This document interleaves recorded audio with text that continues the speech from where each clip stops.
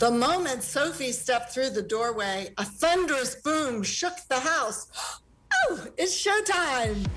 A story of bravery in the face of danger, and it's one that has Delaware history at its core. Letters and drawings from the DuPont children are what inspired the book, The Great Explosion Powder Mill Chronicle. And we are tickled to have with us this afternoon the author, Dr. Ilona Holland. How are you? Oh, I'm great, Jimmy. Thank you so much for both of you, Lisa and Jimmy, to have me today. I'm excited to be here.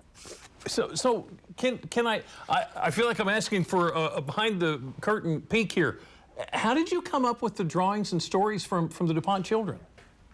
I was a tourist, just like everyone else. You never know what you're going to come up with and what you'll see when you're on tour. And I was visiting Hagley Museum and Library in Wilmington, Delaware. And it was a fascinating tour. And I saw the house and I saw the grounds and the remnants of the mills. And they mentioned that there were letters and that Sophie in particular, one of the DuPont daughters, had done a lot of drawings. Well, later on, I had the great opportunity to meet Lucas Clausen. He's the historian for Hagley, and he actually showed me the original letters and documents and drawings, and I was just in heaven and found them all fascinating. Now, this story is based on fact, but it's also fiction as well. So give us an overview of the story. Yes, it's an amazing story. I was so lucky to be able to have, as I said, I not only saw these documents, but I could hold them, which was incredible, and read them. And I will read you one of the characters' actual just a little bit of her actual description of what happened that day.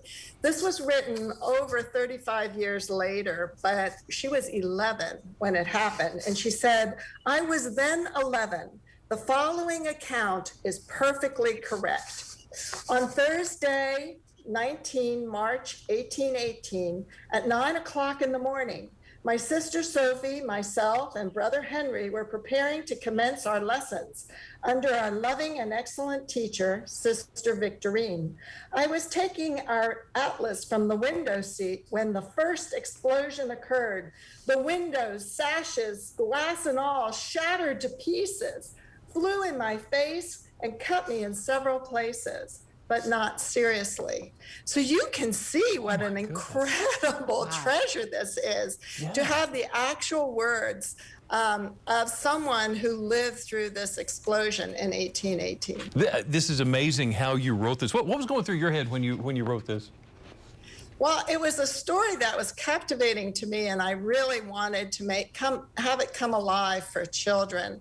So I'm thrilled you said it was a page turner, because the whole story, the whole front part of that story, other than once they're safe, took place in only about 20 to 30 minutes. Wow. So it had to move quickly because time was of the essence. That explosion started in one of the mill buildings. And let me just go back a second so you can have the context for this. Okay. E.I. DuPont came to the United States in 1799. At that time, they didn't have anything. They were immigrants.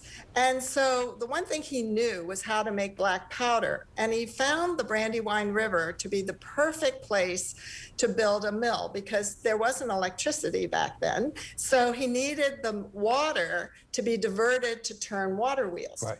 Well, he built the mill very close to his house so that he could actually communicate with workers from his house, and he could be a part of all of the workings of the mill.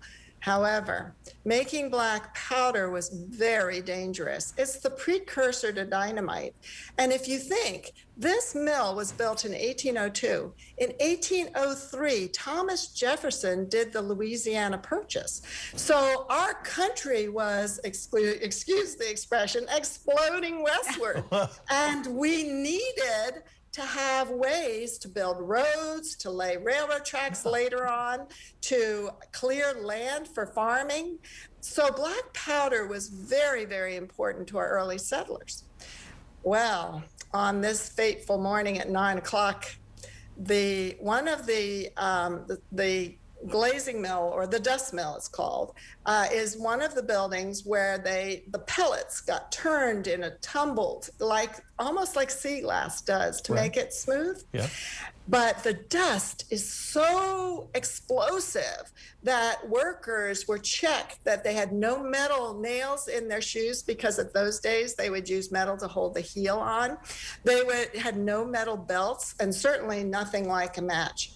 Wow. But it took nothing. It took just a scrape along the wall, of rock wall, to hit a spark enough to explode the whole building, and that's what happened. It exploded, and then the fire jumped from one building to the next, causing an explosion to the next, causing an explosion, until it reached the magazine that held 32 tons of black powder. Okay, Wow. That explosion was heard in Wilmington, 3.5 miles away, and they thought there was an earthquake. Now, looking at the book, the very pages where that happens, I'm looking at the illustrations. And that is amazing in of itself. Yeah. I mean, just very intricate. Who did these? The illustrations were done by Judy Love, who also did the illustrations for The Lost Locket of Lewis. And she worked very closely with Lucas, the historian, and others who would guide us. I mean, one day she called me and she said, Ilona, I really need to know what color Sophie's hair was. So I called Lucas, and Lucas said, well, just a minute.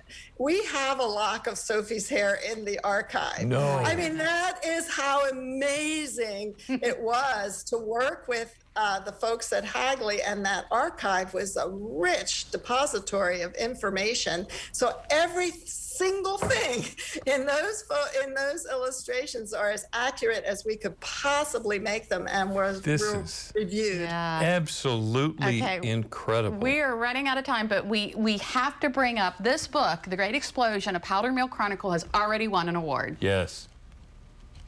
It has won first place for children's fiction, given by the Delaware Press Association. The book is The Great Explosion, A Powder Mill Chronicle. The author, Dr. Ilona Holland of Rehoboth. Thank you so much. Yeah.